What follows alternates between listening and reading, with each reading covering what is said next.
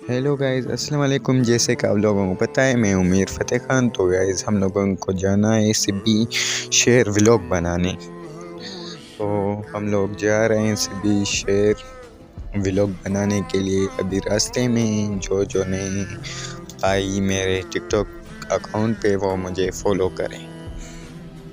तो गाइस, हम लोग सिबी पहुंच गए हैं कलमा चौक पर। तो हम लोगों को जाना था बेकरी, मिठाई वगैरह लेने के लिए। तो हम लोग पहुंच गए सीधा बेकरी की तरफ।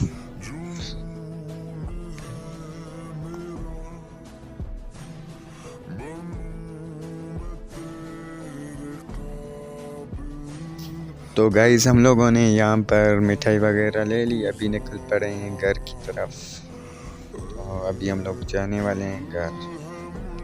तो यहाँ पर मैं अपने व्लॉग को एंड करता हूँ। ये मैं आखिर में आप लोगों को दिखाने वाला था तरबूजे।